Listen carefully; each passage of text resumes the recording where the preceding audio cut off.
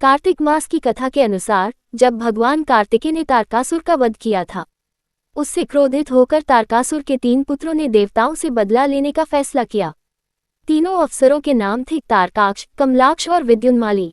देवताओं का प्रजित करने के लिए पहले तीनों ने तपस्या की और तपस्या के लिए जंगल में चले गए।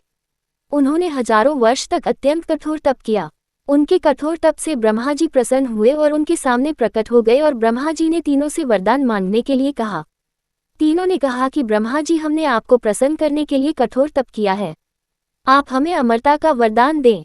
उनका यह वरदान सुनकर ब्रह्मा जी ने कहा कि मैं आपको अमरता का वरदान नहीं दे सकता, लेकिन तुम इसमें कोई ऐसी शर्त रख लो जिसके पूर्ण होने पर ही आपकी मृत्यु होगी। वैसा वरदान मैं तुम्हें दे सकता हूँ। ब्रह्मा जी के वचन सुनकर तीनों ने बहुत विचार किया और ब्रह्मा जी से वरदान मांगा, हे प्रभु, आप हमारे लिए 3 तारों पर 3 नगरों का निर्माण करें। वे तीनों तारे अर्थात नगर जब अभिजित नक्षत्र में एक पंक्ति में आएंगे और उसी समय कोई व्यक्ति अत्यंत शांत अवस्था में हमें मारेगा, तभी हमारी मृत्यु होगी और हमें मारने के लिए उस व्यक्ति को एक ऐसे रथ और बाण की आवश्यकता होगी जो बनाना असंभव हो, सिर्फ उससे ही हमारी मृत्यु हो। उनकी इच्छा सुनकर ब्रह्मा जी ने कहा, तथास्तु, आप तीनों के इच्छा के अनुसार ही होगा। तीनों असुरों को मिले वरदान के अनुसार ब्रह्मा जी ने उन्हें 3 तारों पर 3 नगर निर्माण करने के लिए विश्वकर्मा जी को आज्ञा दी। विश्वकर्मा जी ने तारकाक्ष के लिए स्वर्णपुरी, कमलाक्ष के लिए रजतपुरी और विद्युन्माली के लिए लौहपुरी का निर्माण कर दिया।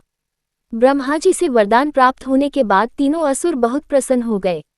इसके बाद उन्होंने सभी लोकों में आतंक फैलाना शुरू कर दिया। इन तीनों असुरों को एक साथ त्रिपुरासुर कहा जाता था। त्रिपुरासुर जहां भी जाते वहां ही लोगों और ऋषियों का सताने लगते। उन्होंने देवताओं को भी देवलोक से बाहर निकाल दिया। त्रिपुरासुर के आतंक से त्रस्त होकर उन्हें हराने के लिए सभी देवता एकत्रित हुए। सभी ने अपना सारा बल लगाया, परंतु त्रिपुरासुर को हराने में कामयाब नहीं हो पाए। अंत में सभी भगवान शिवजी की शरण में गए। देवताओं ने कैलाश पर्वत पर जाकर शिवजी को पूरा वृतांत बताया। तब भगवान शंकर ने कहा कि आप सभी देवता मिलकर प्रयास करें। देवताओं ने कहा कि प्रभु, हम सभी ने मिलकर त्रिपुरासुर का वध करने का प्रयास किया, लेकिन हम कुछ नहीं कर पाए। हम आपकी शरण में आए हैं, आप ही हमारी रक्षा कर सकते हैं। तब शिवजी ने कहा कि मैं अपना आधा बल तुम्हें देता हूँ, इस बल की सहायता से प्रयास करके देखो। शिवजी ने अपना आधा बल देवताओं को दिया, लेकिन देवता शिवजी का आधा बल सहन ही नहीं कर पाए। फिर भगवान शिव ने स्वयं ही त्रिपुरासुर का संहार करने का संकल्प लिया। वरदान के अनुसार अब त्रिपुरासुर का वध करने के लिए रथ और धनुष बाण सिद्ध करना आवश्यक था। भगवान शिव ने पृथ्वी को ही उनका रथ बनाया, सूर्य और चंद्रमा को उस रथ के पहिए बनाए, सृष्टा सारथी बने, भगवान विष्णु बाण बने, मेरु पर्वत धनुष और वासुकी बने उस धनुष की डोर। सभी देवताओं ने अपने बल से वह रथ संभाल लिया। इस प्रकार असंभव रथ बनकर सिद्ध हुआ। लेकिन जैसे ही भगवान शिवजी उस रथ पर सवार हुए, उनकी शक्ति के कारण वह रथ डगमगाने लगा। तभी विष्णु भगवान वृषभ बनकर उस रथ में जुटे।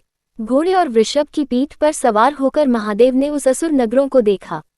अपने धनुष पर बाण रख उन्होंने पाशुपत अस्त्र का संधान किया और तीनों तारों को, नगरों को एक पंक्ति में आने का आदेश दिया। अभिजित नक्षत्र में तीनों नगर एक पंक्ति में आते ही भगवान शिवजी ने अपने बाण से तीनों नगरों को जलाकर भस्म कर दिया।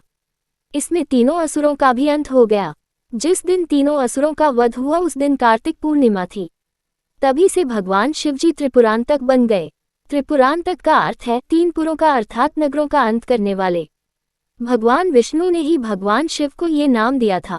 दोस्तों, यह वीडियो अपने दोस्तों में शेयर करें और हमारे इस चैनल को सब्सक्राइब करें। वीडियो को लाइक करें।